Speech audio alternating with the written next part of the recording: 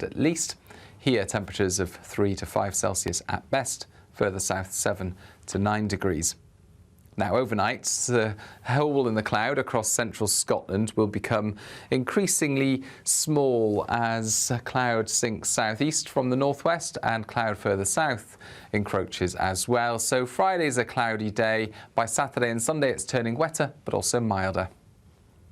Expect a warm front, moving from the kitchen right through to the rest of the house. Boxed boilers, sponsors of weather on GB News. The latest GB News travel. A very good evening, I'm Johnny Ratner. The M1 in West Yorkshire is currently blocked northbound from junction 41 to 42 towards the M62 following an accident. On the M6 in the West Midlands, 2 lanes are closed southbound, junction 7 to 6 towards Birmingham for recovery work, causing long queues back towards the M5 following an accident involving 2 lorries. On the M4 in Berkshire, 1 lane's closed London bound, 6 to 5 heading away from Slough following a breakdown. On the Surrey stretch of the M25, the outside lane's closed anti-clockwise just after the M23 following a collision on the Essex stretch. Further round, a lorry's caught fire, blocking off the inside lane anti-clockwise at junction 30 at the A13. And the M5 is currently blocked south-west of Bristol from junction 18 to 19 from the M49 to Portishead. There's been a multi-vehicle collision on the Avonmouth Bridge. That's the latest. You can stay up to date throughout the day by visiting our website, gbnews.com. It's our festive treat to you. Your chance to win an incredible £50,000 in tax-free cash. Our biggest ever Great British giveaway. What would you spend £50,000 on in the coming year? Spectacular holidays, a brand new car, home improvements? Or maybe you'd just like to save it for a special occasion? For another chance to win, text cash to 63232. One entry costs £2 plus 1 standard network rate message. Or text bonus to 63232. 5 entries cost £5 plus 1 standard network rate message. Go to gbnews.com/win. Entries start from just £2. You can call 0903 681 3232. Calls cost £2 plus your network access charge. Or post your name and number to GB10 PO Box 8690 Derby DE1 9TT. UK only. Entrance must be 18 or over. Lines close at 6 p.m. on the 31st of January. Please check the closing time if listening or watching on demand. Good luck. I'm Christopher Hope. From pop star to politicians, I'll interview anybody in a pub who's got a political opinion. Join me every Friday on Spotify, Apple Podcasts, YouTube or gbnews.com, or wherever you get your podcasts.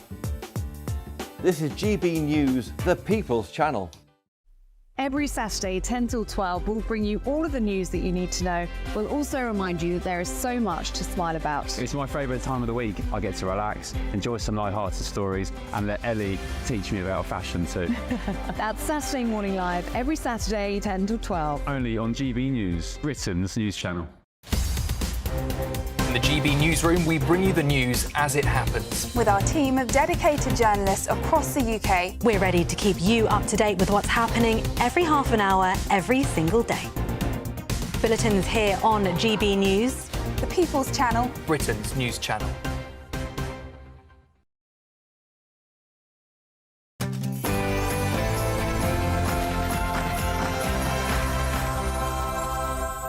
Hello there, it's 6 o'clock. I'm Michelle Dewberry, and this is Dewbs & Co. Coming up tonight, the tractors, they are in town. Farmers begging Starmer to U-turn on the inheritance tax policy. Labour having none of it. Should they? Which side of the debate are you on? And 4 new prisons planned. They're going to take many years, though, to be achieved. Is this the answer? Is this what we need? More prison places or not? And Sarah Sharif, the little girl murdered by her family. I've got a simple question for you. How on earth does this keep happening? Time and time again. And a report commissioned by an offshoot of the Muslim Council of Britain has concluded that GB News is Islamophobic and hates Muslims. I say that is absolute nonsense. Let's look at it.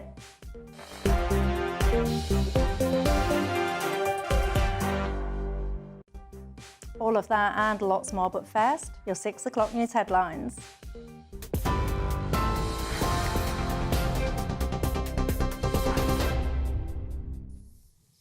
Michelle, thank you. Tonight at 6, after years of what prosecutors called horrific abuse, 3 members of Sarah Sharif's family have been found guilty today over her death.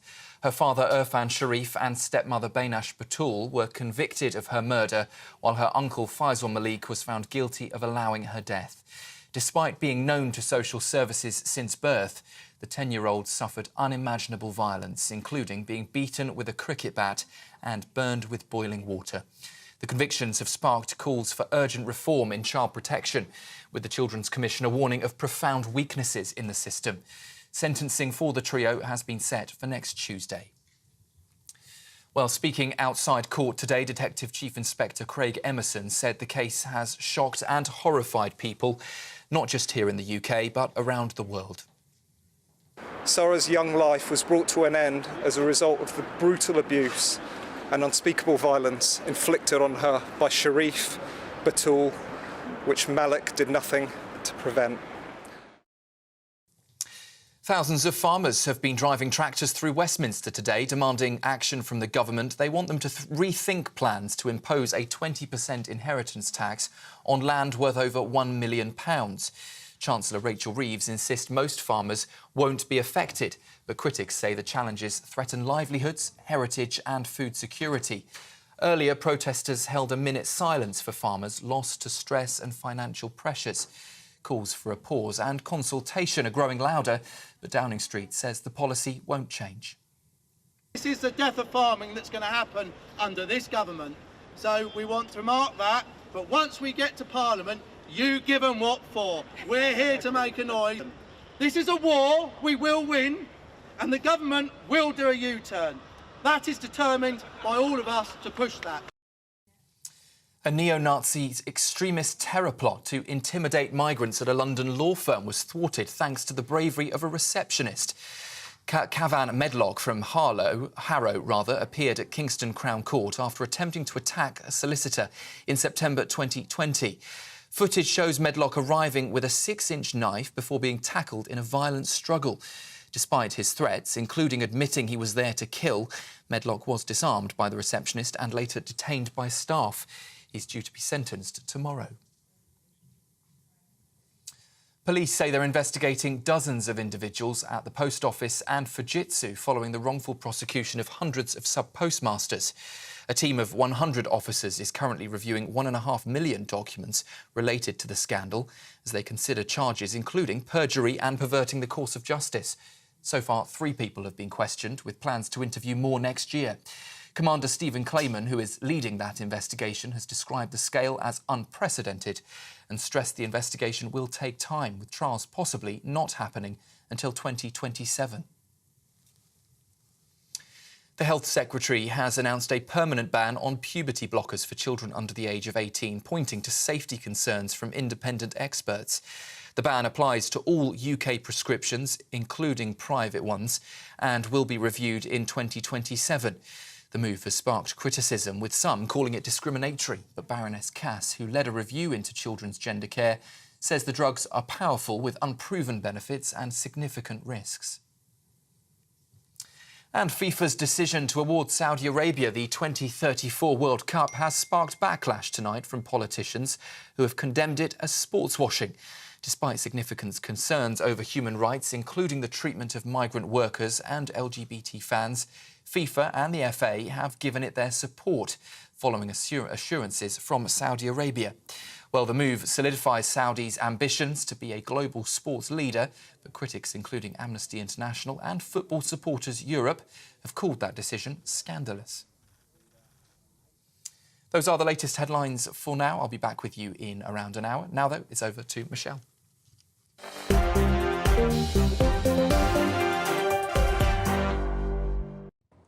Thank you very much for that. I'm Michelle Dewberry and I'm keeping you company till 7 o'clock tonight. Keeping me company here in the studio is my panel, a new face to this programme. We like those, don't we, ladies and gents? Alice Denby, the broadcaster and editor at City AM, and alongside her we've got Aaron Bastani, the co-founder of Novara Media. Good evening to you. You're very welcome tonight. We did one of your stories last night, actually, about the business leaders about the letter that had been written. So yes, we did that last night. We keep a keen eye on City AM and what they're doing. I should say you've promoted me. I'm actually opinion and features editor. I'm not overall editor. Oh, take the promotion. Take the promotion. You should live as you want to be, and then you can manifest and make it happen. If you get promoted, you can put it all down to me and my introduction here.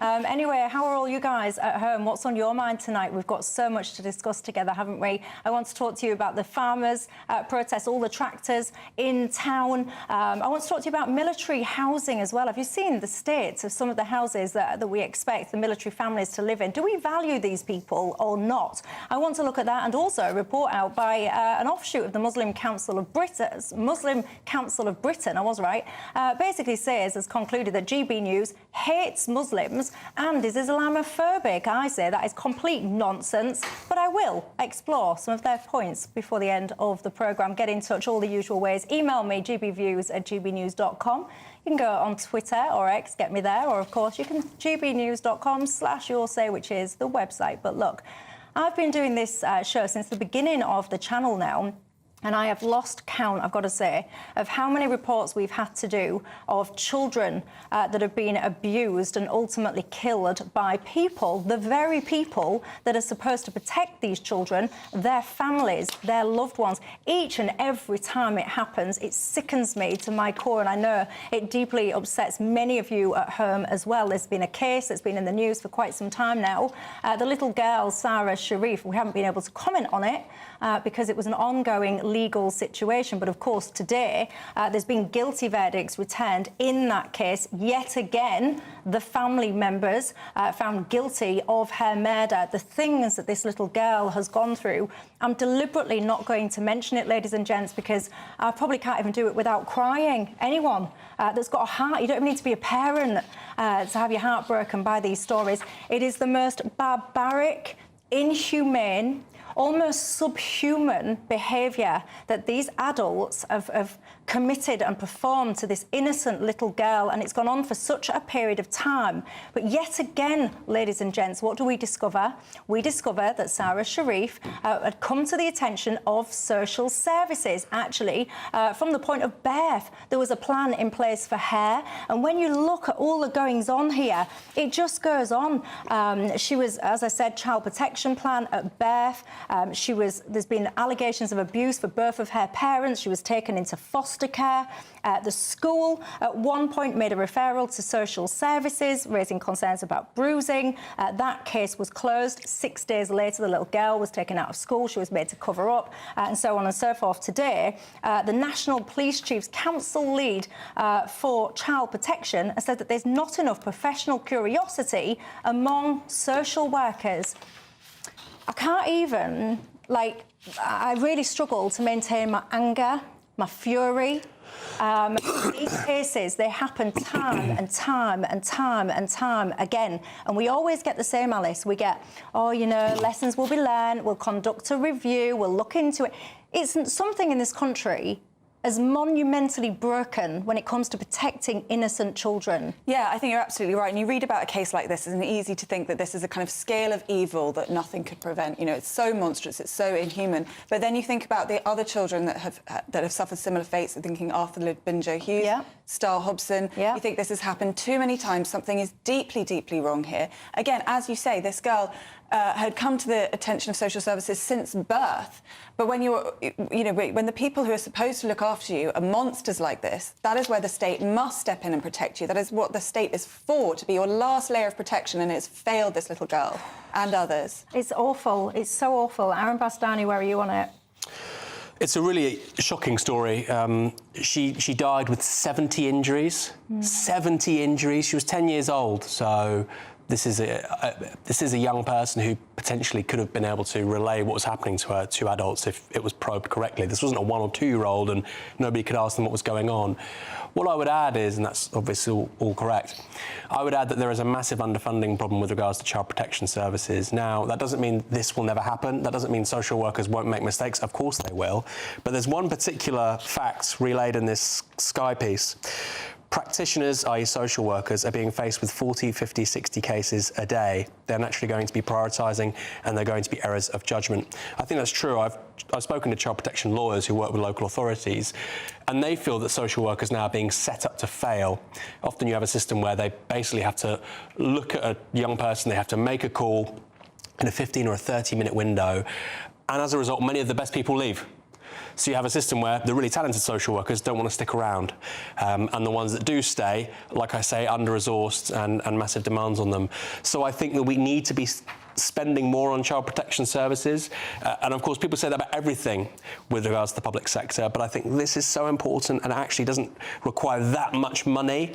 And I think, you know, this is not a left-right issue. We talk about so many things on the show which are left-right. I think effective child protection services really matter. Social workers should not be set up to fail. Yeah, but I've got to say, I mean, as a child, I was on the social services at-risk register, so I have a personal kind of passion for some of these topics.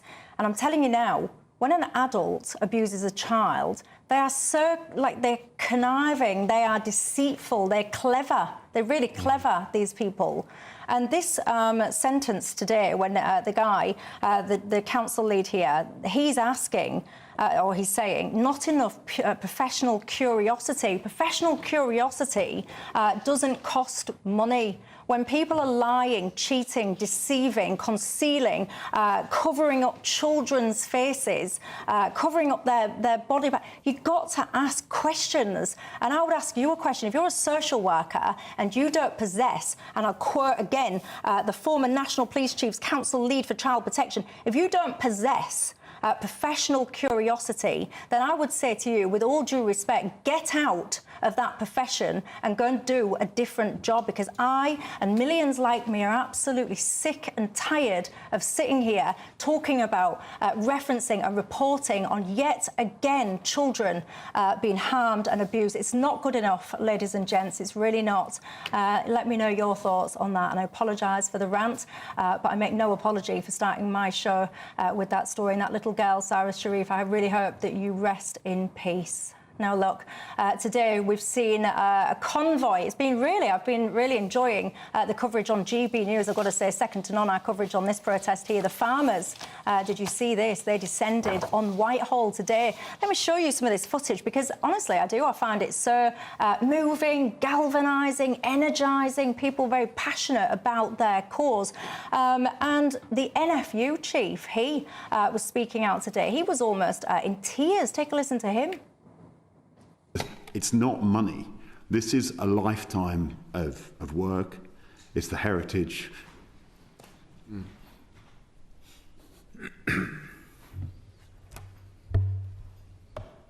And the custodianship of that farm.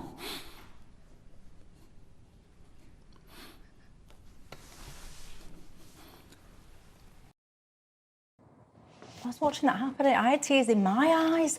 Bev Turner, she was down at this protest today. She was talking to somebody there. Take a listen to this.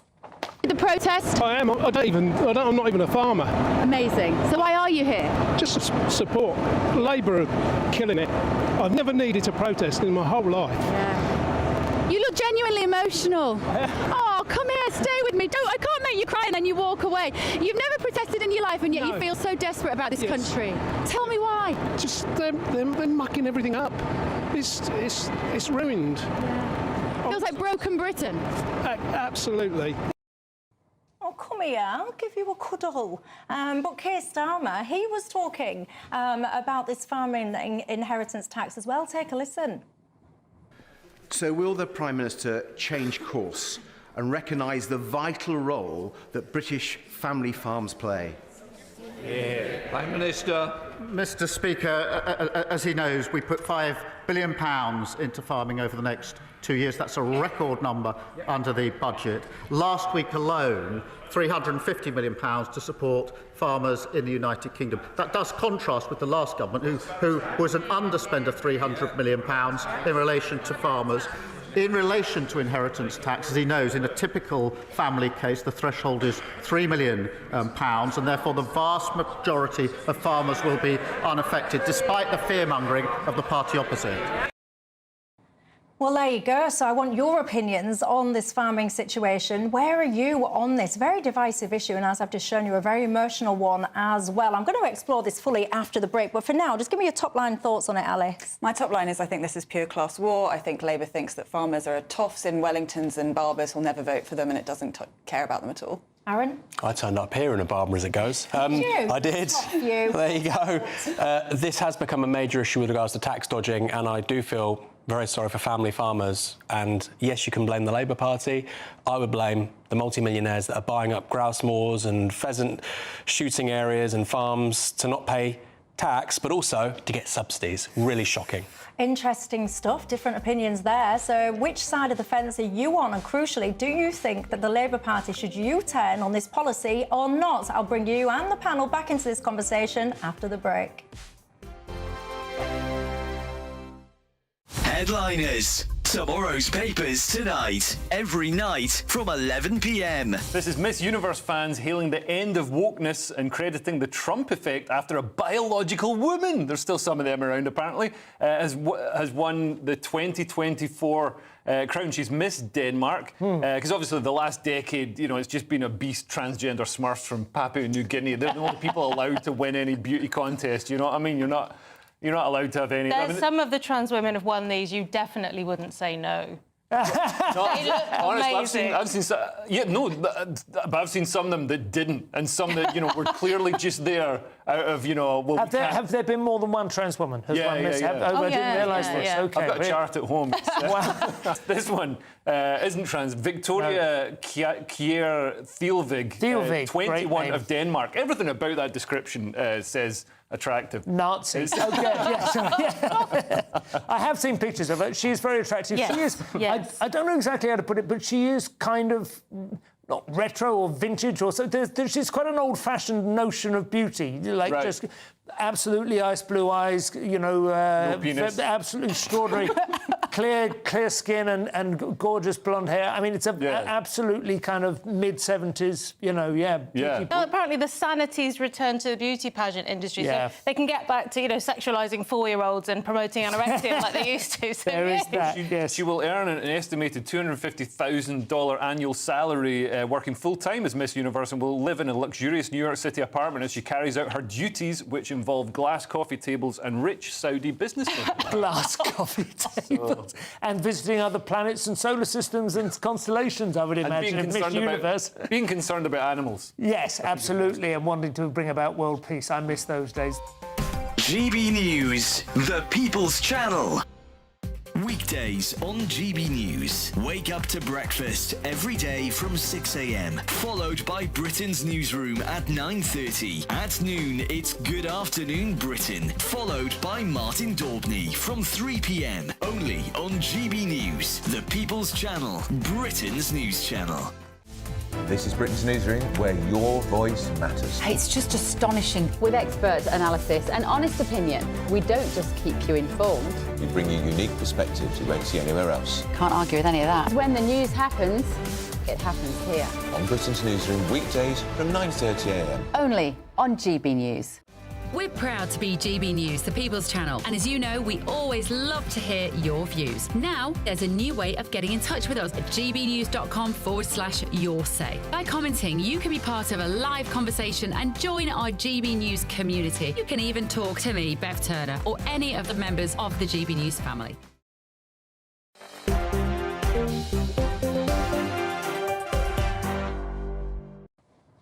Hello there, I'm Michelle Dewberry with you till 7 o'clock. Alice Denby and Aaron Bastani remain alongside me. Lots of you getting in touch, asking that same thing, the point that I'm making. Why do we keep saying over and over again, lessons will be learned? We all know they're not going to be learned, are they? And unfortunately for everybody, I imagine that, I don't know, this time in a year, we'll be sitting here again talking about the awful, horrendous murder of yet another child. Look, let's get into this farmer's story. story. Guy says, please, Michelle, before you get into the farmers, can you say thank you to GB News for the coverage of this demonstration? I've got to say, I've really enjoyed the coverage today. Peter, he says, Starmer doesn't care about farmers. He's just trying to break up the farms to give the land to the likes of Bill Gates and BlackRock, he says. RJ says all inheritance taxes are disgusting, but this one on farmers is particularly pernicious. Many farms are in single ownership, says Kez, so they won't get the 3 million Labour keep going on about. Now, Alice, you had a very strident opinion on this. You're saying before the break it's basically a class war. Yeah, I do think. I think it's a mistake to think that just because a farmer's worth £1 million, it sounds like a lot, that these farmers are actually rich people. They know that they are cash poor and asset rich, and this tax relief on inheritance they have isn't a dodge or a loophole. It's deliberately designed to reflect the fact that farming is a very difficult business in which to make a profit, and also that people have. I mean, you saw in your footage how emotional people feel. This deep attachment that families have to their land, sometimes going back centuries, and I do think that this is a punitive tax that, and I think you've heard it in some of the comments that Labour have made. We had one anonymous MP saying something along those lines, I wish children in my constituency had photogenic vehicles to drive down Whitehall. I think you see the same attitude when it comes to private school fees. I think it's very clear which sectors this government holds in contempt. I was watching Andrew Pearce and Bev Turner this morning on this channel, and they had a Labour representative on, and I was yelling at my screen. I don't know if any of you saw it. He kept saying to Andrew Pearce, Aaron, he was going, well, you know, your average person on the street, they ain't got this sympathy for these people. They're millionaires, these people. They're millionaires. You know, I'm not a millionaire. Most people are not a millionaire. You know, they don't have sympathy for these millionaires. And I was screaming at my telly. Well, that's an exaggeration. I was shouting at my telly. And I was just like, what are you talking... I wanted to come in and shake him. I was like, what are you talking about? This notion that if you farm this land, so you're using this piece of land to create the food supply that we need in this country, an essential service, if you ask me, that somehow this asset makes you, yes, it does on paper, theoretically, a millionaire, so therefore you should be kind of looked down upon or whatever. I was really quite furious about it, and I do feel it played into what Alice is suggesting. Well, that Labour MP who's talking about photogenic vehicles, I mean, my God, they don't help themselves, do they, sometimes, these Labour backbenchers? The nonsense they say. When I said a moment ago about the tax dodge, I don't mean, of course, working farmers. I mean the people over the last 10 years in particular who've bought farms as a way of avoiding inheritance tax while also getting agricultural subsidies. This is well documented. People particularly coming out of the financial services industry, which I think is not acceptable. I think most people, if you ask them, would say that's also not acceptable. The problem is that farmers who are, as was said a moment ago, asset rich but cash poor, have been caught up in that. I think fundamentally, the idea of an inheritance tax on agricultural land is reasonable. I would start at a higher level, and I'd probably have it at a lower rate. So maybe over 5 million, you'd have a 10% rate, or over 10 million, a 10% rate. Because I do think we have to disincentivise these wealthy people using this as a tax dodge. What that means, by the way, also, is that we have lower levels of productivity with regards to our agricultural land, because they're not using it to actually farm stuff. So there is a national interest in stopping that from happening. But at the same time, we should not be punishing working farmers who, like you say, feed this country. Yeah, and I think you're right that there are a small minority of people who do use this as a tax dodge, but that by the government's own figures, this tax is going to cut 27% of farms, and the NFU estimates it's going to be many, many more than this. So it's poorly designed to catch those particular people, and it's punishing hard-working farmers who, as you say, are essential to our food supply.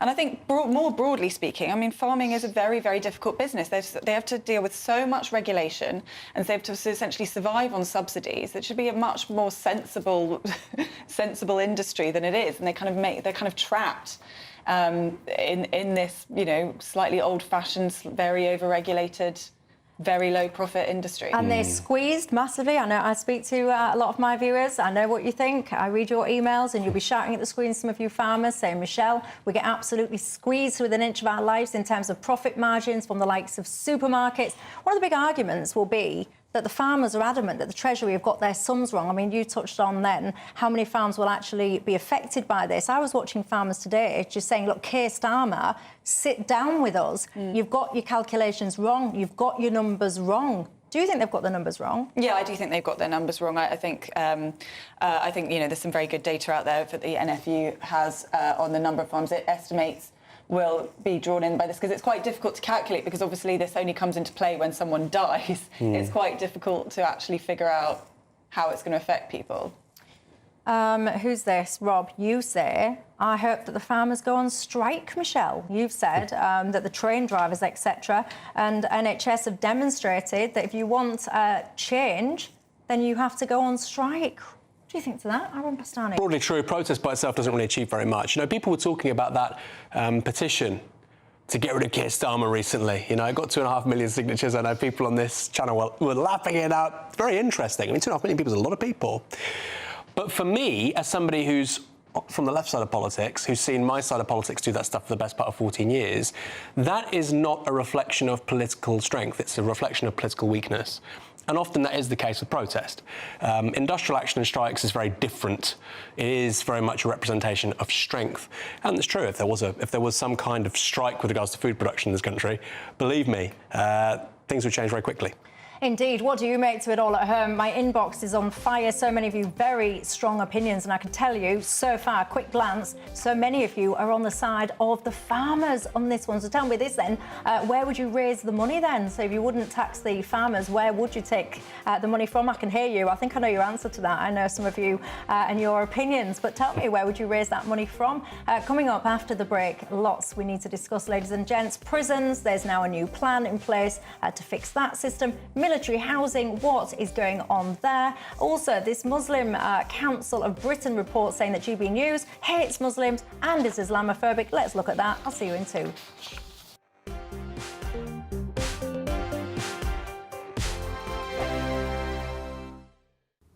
Hi there and welcome to the latest update from the Met Office for GB News.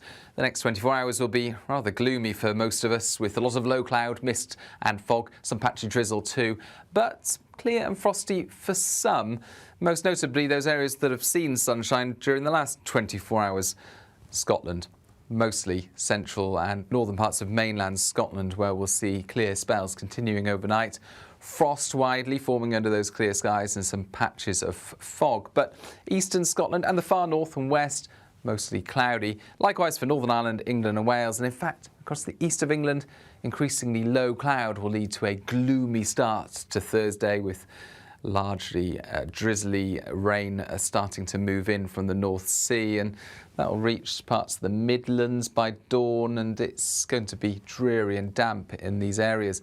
Southwest England, similar conditions, but for the west and north of Wales, perhaps some brightness coming through.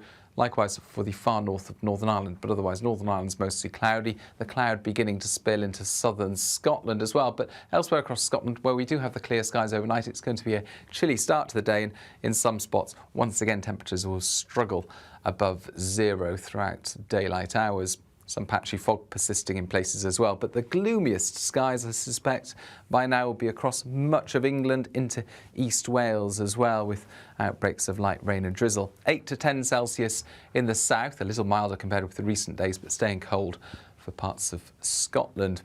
Now, by Friday morning, the low cloud in the south and east will be spilling its way into southern Scotland as well as western Scotland and parts of Northern Ireland. So for most of the UK, Friday is a cloudy day. There'll be outbreaks of rain and drizzle as well. But into the weekend, those outbreaks of rain will start to sink south and introduce milder air across the board. The latest GB News travel. Good evening, I'm Johnny Ratner. Big problems on the M1 northbound in West Yorkshire. 2 lanes are closed from junction 41 to 42 towards the M62 at the scene of an accident. And further south on the M1 southbound, the inside lane's closed from the M18 to junction 31 as you head towards Sheffield. A lorry's broken down in the inside lane. All the way down onto the Essex stretch of the M25, the inside lane on that 3-lane stretch is closed anti-clockwise just after the M11. A car's broken down in the roadworks, and in Hampshire on the M27 westbound, 1 lane's closed to junction 8. The handle turner for a car has broken down. And finally, the M5 is blocked southbound southwest of Bristol from junction 18 to 19 from the M49 to Portishead. A lorry has broken down on the Avonmouth Bridge. There was also an accident that's been moved onto the hard shoulder. That's the latest.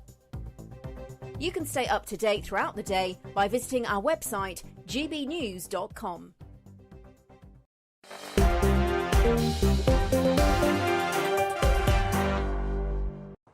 Hello there, Michelle Dewberry, keeping you company till 7 o'clock tonight. If you are just joining us, you're very, very welcome tonight. Lots of you getting in touch in terms of, I was asking, how do we therefore, if you don't want farmers to have to pay the tax, how do we do it? I would drop the money by raising MP's salary. I would raise money by dropping MP's salary, says one of my viewers, and stop them claiming all of their so-called perks. Is that what you think the answer is, reducing MP's salary? What kind of calibre of people would you get if we reduce the salary downwards and downwards and downwards? Does that concern you? Lots of people say, Michelle, why are we taking money off farmers here to give to farmers abroad? Very good question, Carol. You're the latest person that's asked me that. Anyway, if you are just joining us, a new face on the panel, Ali Denby from City AM and Aaron Bastani from Novara Media. Let's talk military people, shall we? Because military housing has come under observation. It's been called shocking and not fit for purpose. This is a group of MPs that have looked at this, and they're saying that personnel are living in damp and mouldy and rotten conditions. Do you think that we value and respect our military personnel and their families? It's difficult to think we do reading this. We've got issues like lack of hot water for months, rat infestations, flooding, damp. I mean, this is appalling stuff. And I think the line in this story that really stuck out for me was that it does not represent a modern fighting force. We know that the world is getting more and more dangerous, and we know that our military is not prepared for an armed conflict, and that is a threat to us all. And I think we really need to step up and start properly funding defence and properly treating our armed forces with the respect they deserve. Would you join the armed forces if you haven't had that as your career choice to date or a family career choice to date? Would you sit there in this day and age and go, yes, I know what I want to do, I want to join the forces, or not? And Bastani, do you think we value these people? Well, evidently not. I mean, these are people who are expected, in the worst possible case situation, to be sacrificing their lives for king and country, and they are living in buildings which are run by outsourcing companies, which are owned by private equity firms. I'll give you some names. VO Defence is one, IME is another. And if somebody is shot and they're dying in the tundra of a desert in Afghanistan, they're thinking, well, what have I died for? I suspect it's not for private equity firms and for outsourcing and for privatisation. There is a big conversation at the moment about spending more of the national sort of economic output on defence, going from 2% or just over 2% to 2.5%. I'm quite ambivalent about that because you look at the 2 aircraft carriers we've presently got, neither of them work very well. I would not really be a fan of having 4 aircraft carriers that don't work very well. I don't think we use money in our defence budget particularly effectively in this country. If it went towards improving these houses, taking them out of the outsourcing economy, the tapeworm economy, they like to call it, then I think that'd be very positive. There are some things which, yes, the private sector should be doing. British Leyland shouldn't be making cars. You can argue for privatisation succeeding with telecoms or with British Airways, fine. But with the homes in which service personnel are living, I find that insane, personally. In this report, apparently it says 40% of those people living in single living accommodation said that their experience of living there has increased, and this is a direct quote, has increased their intention to leave the armed forces. I mean, that is appalling. And I'll tell you what, ladies and gents, I mean, I won't get myself started on this one, but I think one of our nation's great shames is that is how we are treating and housing the people that we are relying on to keep us safe, while simultaneously we all see every single day of the week that if you get on a dinghy, you have a good chance of ending up in some beautiful hotel. I think it's a shame of our nation. I'll tell you what's also a shame of our nation, the state of our prisons. Have you, well, you will have all seen what's been going on. We've had people released early from prison. We've had so much debate about whose fault this is, but the nuts and bolts of it, ladies and gents, is there's just not enough prison spaces. Well, the Justice Secretary has announced today plans to create 14,000 new places by 2031. This is part of a 10-year prison capacity strategy. First and foremost, I don't know why this government keeps dealing in 10-year plans, because they have only actually been elected for a 5-year period. So it would be nice to hear what they can achieve in that 5 years. But notwithstanding any of that, is this going to get us on the right track that we need then to fix the woes when it comes to the justice system? Well, I mean, I hope so. I mean, this is a crisis that's decades in the making. Multiple governments have neglected the prison estate because clearly there's no vote in it. Nobody cares what happens to prisoners in prison. But fundamentally, it matters to all of us because prisons are there to keep dangerous people off off the streets, but also to rehabilitate criminals and make sure they don't reoffend. And it's failing in both of those functions at the moment because it's been neglected for far too long. I feel like a lot of the discussions that we've been having today do come back to state funding and the question of what do we think the state should do. As someone who thinks that we should have a much smaller state, I do think there are certain things that the private sector can't pay for and that the state fundamentally does have a duty to fund. Prisons is one of them. So, child social care, I think, is another, and the military, clearly another. We should think about other ways where we can cut back, but these are not places where we should be overlooking. Aaron Bastani? I think that's great to hear. I agree with all of that. You know, this is the thing, you know, people love stuff to be, I know this is my experience as a journalist as well, people love stuff to be left-right and for disagreement, but sometimes issues aren't left-right. The idea of wanting low rates of reoffending, that's not left-right. People want that. We agree on that. Yeah. How do we get there? An extraordinary statistic, in terms of prolific offenders, they make up just 1/10 of people who are, you know, treated as offenders, but they make up a half of all offences. Now, clearly, it's in this country's interest to deal with that effectively. Yes, some of those people should not be out on the streets causing havoc. Some of those people can be caught earlier and helped, like with child protection, not have abusive situations while they grow up.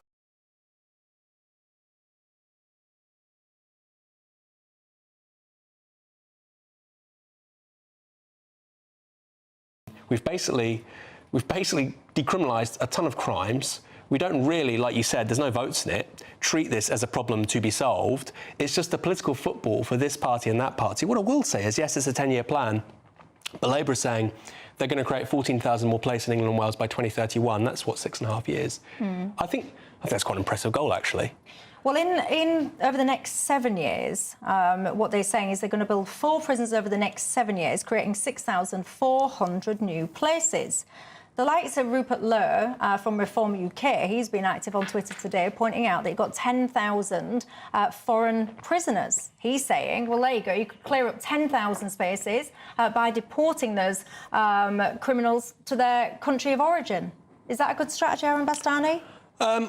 I don't know. I don't suspect something as coverall as that is necessarily sensible. Somebody might be in prison, for instance, for, you know, a driving offence. I don't know. I'm just giving a stupid example here, and I don't think somebody should be deported because of a driving offence or, you know, possession of cannabis, a small amount of cannabis. Very serious and violent crimes, there's certainly an argument for that. Of course, they would need to be safe in the country they're sent back to. I don't think people should be sent back to Afghanistan, for instance. You know, it's a proposal he's making. Look, the thing is, and this is my issue with reform, actually, that's not going to solve the problem. Well, it would solve a problem. If you had 10,000 less prisoners in a completely full prison estate, that's going to solve a problem, isn't it? But we've added, I think in the last 7 years, we've added 4,500 new prisoners a year. OK, so it's going to solve the problem for just over 2 years. If you're adding that many new prisoners every year, then, you know, it makes for a great tweet. It's going to get lots of retweets, but you're going to need to think beyond that. We need to reduce, at a big, profound level, we need to reduce reoffending in this country. And the people that do reoffend, no matter how hard you try, yes, those people should be locked up. I always say, ladies and gents, it's a damn good kind of thing that I'm not the Prime Minister, because I would firstly send...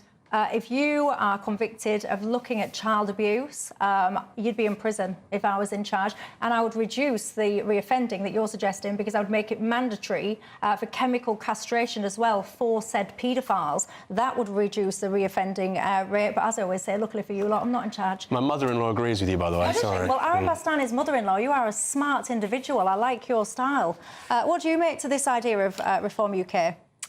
Deporting foreign criminals, I mean, I think, you know, if it could be made to work, it would be great, but I agree with Aaron, it's probably not going to solve the problem. I mean, one thing that I think is interesting to think about is the issue of female offenders. I know David Gauke has his report out recently looking at certain types of interventions with prisoners who have addiction problems and so on, who have had a lot of success in rehabilitation. I think there is a strong argument for treating female offenders quite differently to male offenders. Is prison really the best place for women? They're not a danger to society. What?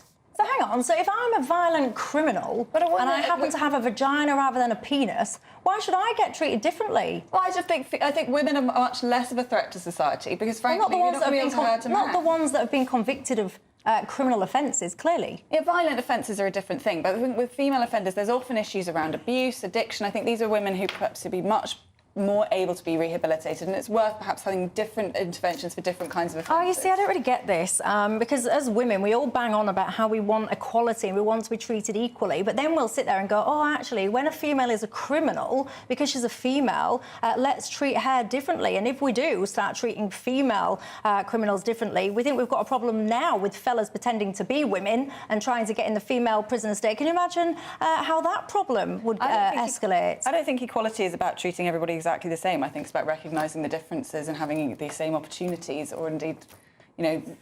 What do you think? There'll be different opinions to that at home. If you are a female convict, should you be treated differently to male offenders? There'll be people that agree with me and people that agree with Alice on this one. What do you think? Get in touch. All the usual ways coming up after the break. A report out this week, ladies and gents, has concluded that GB News hates Muslims and is Islamophobic. I say that is absolute nonsense. Nonetheless, we shall look at it after the break.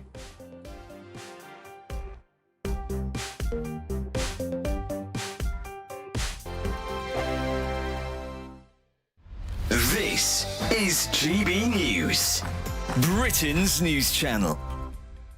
Well, joining us now is Feng Shui expert Karina Sophia, who's going to share some of the best ways to ensure that our homes are still feeling calm as well as beautifully decorated this Christmas time. One of the Feng Shui myths is that Feng Shui is all about moving furniture, and it isn't at all. Oh.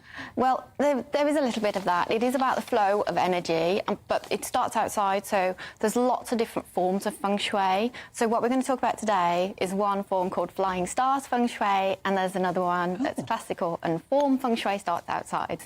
If a 5-year-old would walk past your house and be happy, then the energy will. I love that. So if a 5-year-old would like to see more, would like to come in and would touch anything and not get hurt, then it's a good thing and the energy is feeling good and wants to come in as well. What about the light colours? Does that matter? Does that come into play? Yes, there are different colours. Depending on the direction, the compass direction of your home, there are good colours that support energy inside the home. So if your home is facing north, for instance, then it would be sitting south, and the inherent energy of the south is fire.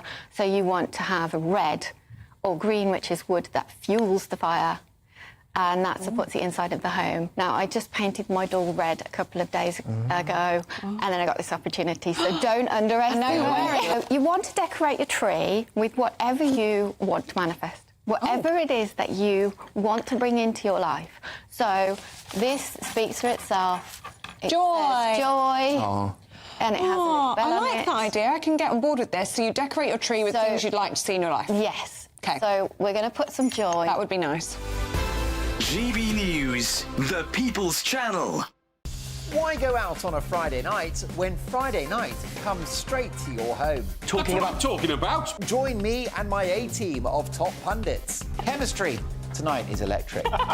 As we tackle the big stories of the day with wit, insight and fearless energy.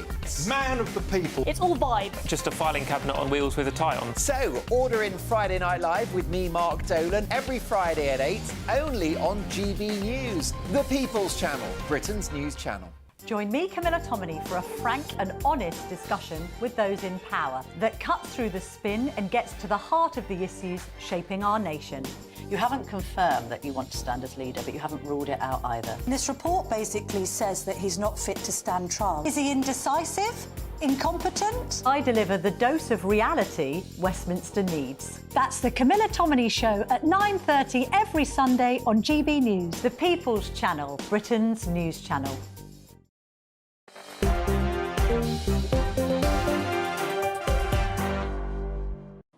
Hello there, my name's Michelle Dewberry and I'm with you till 7 o'clock tonight alongside me. My panel, Aaron Bastani and Alice Denby from City AM and Novara Media. Welcome back, everybody. Now, A report for the Centre for Media Monitoring, which is some kind of affiliation with the British Council of Muslims, has done this big 54-page report basically concluding that GB News hates Muslims and is Islamophobic.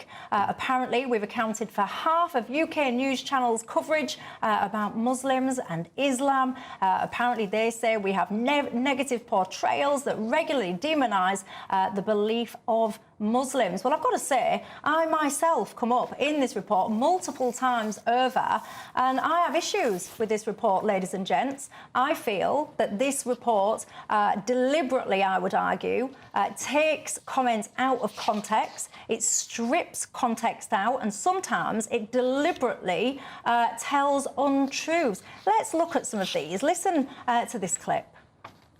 With about Sir Keir Starmer's speech. I've got a few issues with it, actually, and we'll go through them. So basically what he was saying was he was condemning the violence that was displayed to police officers, property, religious worship places, so on and so forth. He's quite right to condemn that. He shouldn't be doing those things. It is wrong. He was then also, I would argue, basically suggesting that anyone quite frankly, that goes out, that has concerns, that goes onto the street, is angry, is essentially far right. And he was talking very tough about clamping down. He's going to set up this new, like, kind of national policing unit. He's going to leverage things like facial recognition. It carries on. So let's have a look at some other examples. That white working-class Britons have the audacity to take to the streets about something that they're passionate about. Boom, out comes the "we're really tough on you." So now, in this report, what they actually do is completely omit any mention of me, completely and clearly saying that setting fire to places of worship, abusing police and so on and so forth, that is wrong behaviour. There's not a sane-minded individual in the land that would actually celebrate and think that that behaviour is right. It is not right. It is absolutely wrong. And these are the points that I make regularly. That bit, though, doesn't actually make it into the report. It continues. It's about what it is, because it's not extreme Buddhists, is it? It's extreme Islamist people that have an extreme ideology about how they want this country to look, operate and run, and what belief system they want people to adhere to. And that is being having a blind eye turned against it. Is that what they're protesting over, though?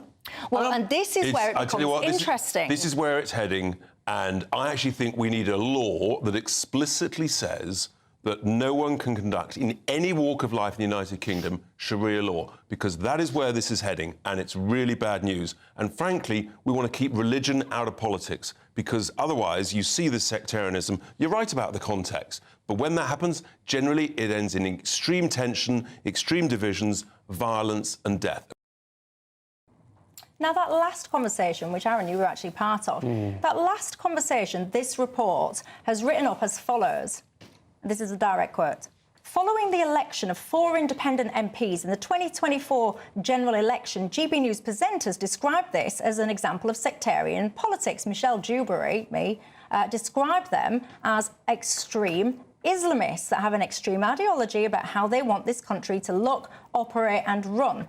So I'll say that again. This report says that after, this is following the election of the 4 independent MPs, that, what I've just played you on the screen, is what I then said. It suggests, or doesn't suggest, it directly says that I called these 4 MPs extreme Islamists. That conversation, which is what they refer to, point 1, took place in February, months before the election was even announced, never mind, had taken place and concluded and elected said people. That's my first point. My second point, the conversation that we were having, Aaron Bastani, myself and Richard Tice, was actually on the backdrop of some utterly horrendous scenes in British Parliament where Lindsay Hoyle had got involved. Can you remember this, with the ceasefire votes? And there was reference to threats, intimidation, when people were trying to have these votes. Lindsay Hoyle, he came out the next day and said that he didn't want to be in a situation where he was taking a phone call to say that an MP had been murdered by a terrorist. That was what we was talking about then. We were talking about the extreme intimidation of MPs to try and influence the outcome of the democracy in this country. That is what we were referring to. Absolutely nothing to do with post-general election, these people that were then subsequently elected. So my summary point is, I find this report deliberately misleading. I disagree with so many of their outcomes. I find this very damaging. There's many people out there that don't need any encouragement at all to dislike GB News and or the presenters within it. This has been picked up, this report, and extrapolated out all over the place. Aaron Bastani, your own publication, Novara Media, you say, or your publication says, that we are basically a factory of Islamophobia. You published an article today, your publication produced an article today, says GB News hates Muslims, and now we have the receipts. It's an obsession. In that article, again, it repeats the claims that I described rioters as white working-class normal Brits, basically. Again, completely overlooking the fact that, no, I did not. I clearly distinguished between rioters and people that were ordinary working-class Brits taking to the streets of Britain. Where are you on this issue? So, I mean, I read the report today. It's not especially long. I do recommend people actually read it for themselves. Always the case with this stuff. It's, I think, 54 pages. It is. The methodology they have in terms of mentioning or the various channels in this country mentioning Muslims is interesting. So they're saying that GB News is responsible for almost half of the mentions of Muslims. Of course, there are only 3 permanent news channels running in the UK, so it's going to be rather high. What caught my attention was this figure, though. Yes, GB News mentions Muslims 18,200 times. The BBC mentions Muslims 15,200 times. So that in itself doesn't really tell me very much. Sky 9,500 times. There's obviously a big difference between Sky and the BBC. What, however, Michelle, from the report which I read, I did find shocking, was several quotes. And these are quotes. One is from Calvin Mackenzie. This is a quote here. Islam, Muslims, the Muslim voters are organising the Labour Party. They, Labour, have to bow at the knee to Muslims. Now, if you replace that with Jews, I think we would all agree that's an anti-Semitic comment. The same with Simon Evans. There is a worrying grip, like, let's say, with Islam, which Islamic pressure groups, Islamic interests have on the Labour Party. Again, change that for Jews. I think we would agree that's anti-Semitic. Here's David Starkey. The 2 groups that are most likely to be powerfully anti-Semitic are certain groups of Muslims and certain groups of blacks, and they're absolutely entrenched in the Labour Party. Again, if you change that, if you said that powerful groups of Jews are responsible for anti-black sentiment and they're entrenched in the Labour Party, you would say that's anti-Semitic.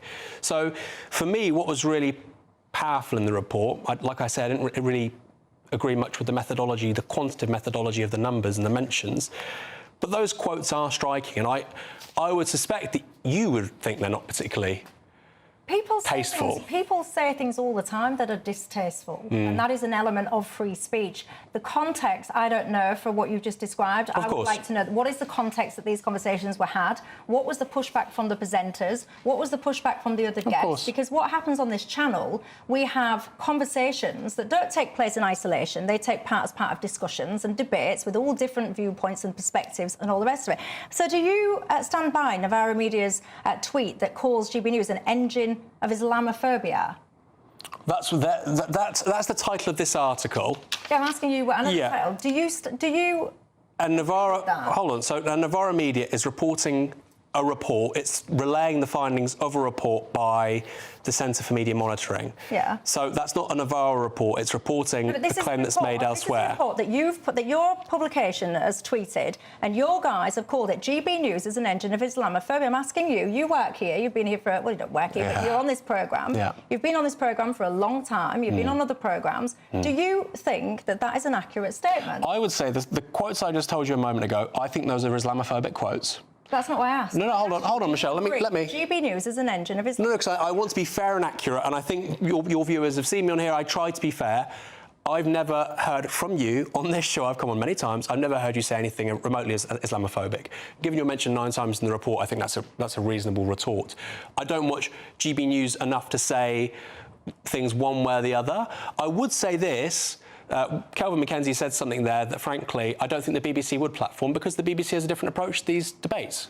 Right, and that's something GB News will say that's our brand, but that's also the facts of the matter, right? This is the question that I have, like, what is the context? Because when this report directly quotes me and states that after the general election, Michelle Dewberry called elected MPs extreme Islamists, when they say that, and actually the reality is, what I actually did is many months before, when we were talking about a situation where MPs had been threatened with violence, where the Speaker of the House had to change parliamentary order, he says, because he was so terrified that MPs would be murdered by terrorists, his words, not mine, then actually I would say that the people performing that behaviour are indeed extreme Islamists, full stop. That has nothing to do with, fast forward, multiple months later, referring to a separate elected members of parliament. This report is an absolute disgrace. It's inaccurate, it's dishonest, and it's deceitful. And I wonder why, because it's quite sinister. People hate GB News, and they are deliberately trying to make us a target for, I would say, quite extreme responses. I've seen some of the threats that have come my way as a result of this and to the result of the other presenters. And people need to be very careful when they are suggesting falsehoods to further their own narratives, particularly when it causes people direct or has the potential to direct harm. Alice, very quick response from you because I'm almost out of time. Yeah, absolutely. I mean, I think it's tricky to talk about it sitting on this panel. I wouldn't be here if I thought GB News was an engine for Islamophobia. I did read this report. It read to me like it had reached its conclusion before it did its research. I thought it was a lot of snobbery in it. I remember Gavin Esler in his introduction saying he was tasked with watching GB News for a month and he lasted about an hour because he found it too appalling. I think that's dripping with snobbery. I think there are some points that I hope that GB News is taking into account around Muslim representation on panels like this, around some stereotyping language. But, yeah, overall, I think that reports like this is targeting this channel because they don't like it. Muslims are welcome on this panel and on the channel more generally, as are any other religious group and faith and all the rest of it. We absolutely proactively do not discriminate. I find Muslims, here, Youssef, actually, on this programme towards the end of the break, towards the end of the week. But for now, that's all I've got time for. Have a good night. I'll see you tomorrow. Night-night. The latest GB News travel. Good evening, I'm Johnny Ratner. Long delays up in West Yorkshire continue on the M62. 2 lanes are blocked off eastbound from junction 28 to 29, heading towards the M1 where a lorry's broken down just off the Lofthouse interchange. On Merseyside on the M53, the northbound entry slip road partly blocked. Junction 5 the A41 exit for Easton where lorries got a puncture in the inside lane. Long queues on the M6 southbound in the West Midlands from junction 7 to 6 towards Birmingham. Recovery work is underway. 2 lanes are closed following an accident. The Essex stretch of the M25 is blocked clockwise just after the M11 following an accident. A car's broken down on the opposite side of the carriageway, closing off the inside lane in the roadworks. And on the M5, heading southwest of Bristol, there are long queues after all traffic was stopped on the Avonmouth Bridge after a lorry broke down, with queues nearly back to the M4. That's the latest. You can stay up to date throughout the day by visiting our website, gbnews.com. Imagine getting the call to tell you that you've won £50,000 in tax-free cash, our biggest cash prize of the year. Oh my God. That's a big surprise. Oh my God. This is amazing. I'm in shock. That is absolutely fantastic. Thank you. For another chance to win, text cash to 63232. One entry costs £2 plus 1 standard network rate message. Or text bonus to 63232. 5 entries cost £5 plus 1 standard network rate message. Go to gbnews.com/win. Entries start from just £2. You can call 0903 681 3232. Calls cost £2 plus your network access charge. Or post your name and number to GB10 PO Box 8690 Derby DE1 9TT. UK only. Entrance must be 18 or over. Lines close at 6 p.m. on the 31st of January. Please check the closing time if listening or watching on demand. Good luck. Good Afternoon Britain isn't just about us. The wonderful thing about this programme is it's about everyone watching. It's an interactive programme. Well, there absolutely is something to see here, and we're going to be talking about it more. Whether it's breaking royal news